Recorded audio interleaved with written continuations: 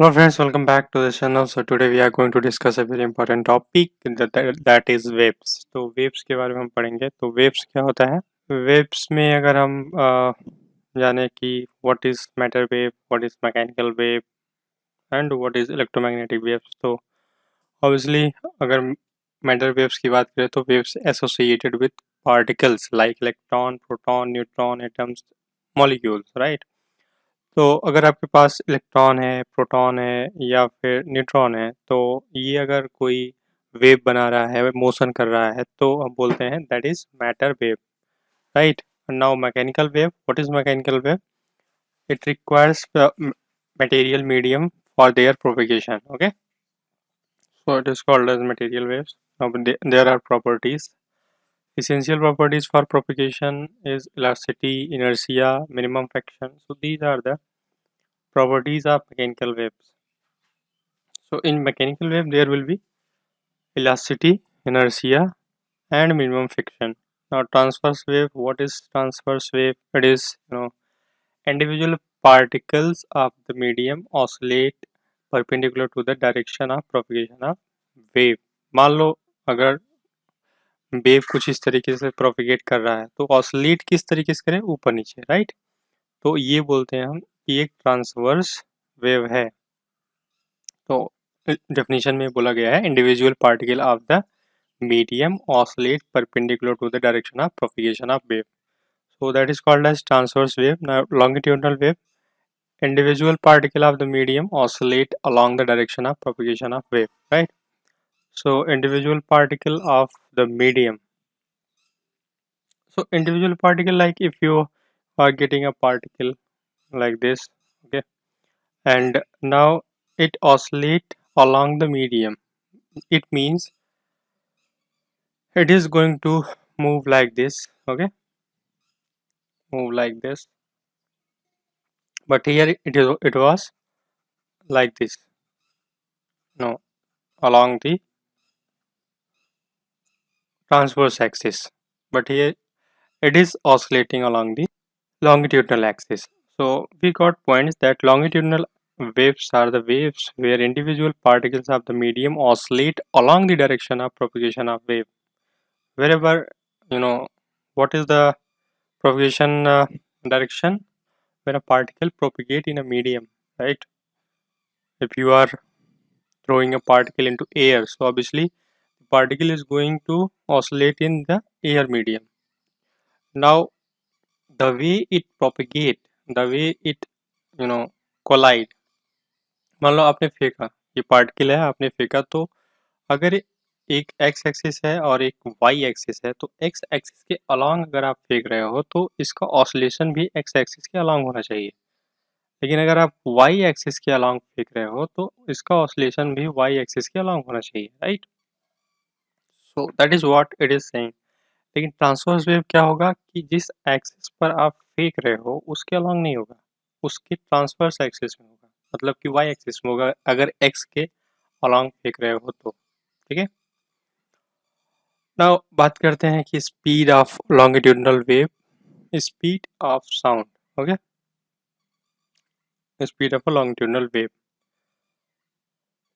तो speed of sound की बात करें तो इसका वैल्यू मिलता है v equals to root B upon rho वे. So these are the things which we can write. So there is gamma, right? Gamma p upon rho.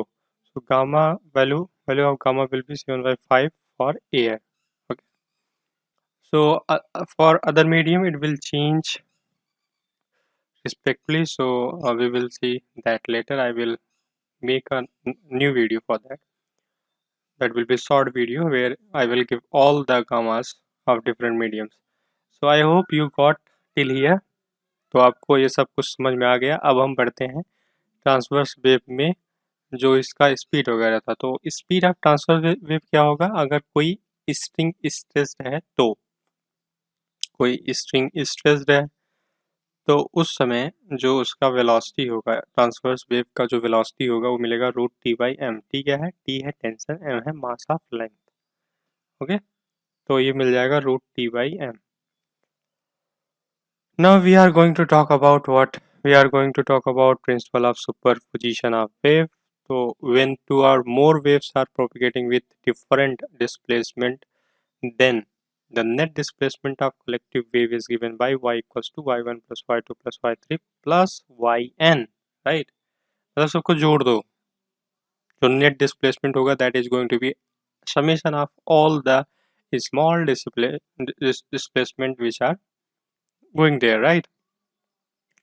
So when two or more wave, दो या दो से अधिक जो waves हैं अगर वो प्रोपिगेट कर रही हैं विद डिफरेंट डिस्प्लेसमेंट, मान लो एक ऐसे जा रहा है, एक यहाँ से ऐसे जा रहा है, एक यहाँ से ऐसे आ रहा है, तो इनका डिस्प्लेसमेंट देखो अलग अलग है, ठीक है। तो अगर हम अलग अलग डिस्प्लेसमेंट्स को जोड़ दें तो हम कहेंगे क्या कि ये नेट डिस्प्लेसमेंट मिल गया through whole wave. Now stationary wave क्या होता है, इसके बारे में अगर हम बात करें तो फ्रिक्वेंसी, जो फंडामेंटल फ्रिक्वेंसी मिलती है वो होती है 1/2L root T by M. तो यहाँ पर 1/2L मिल जाएगा, जबकि in case of transverse wave क्या था, रूट टी बाई एम था। ऑर्गन पाइप में स्टेशनरी वेव का अगर open at both and case देखिए तो वहाँ पर फंडामेंटल फ्रिक्वेंसी जो मिलती है हमें वो मिलती है nu equals to v/2L। Closed at one and उसके लिए nu equals to v/4L, right. So ये फार्मूलाज आपको याद रखना है, यहाँ पर 1/2 मिल रहा है, यहाँ पर 1/4 मिल रहा है, क्लोज्ड एट वन एंड, एक एंड पे जब क्लोज कर रहे हो। थर्ड पॉइंट है open organ pipe higher harmonics both odd and even, right? In closed organ pipe higher harmonic and odd only।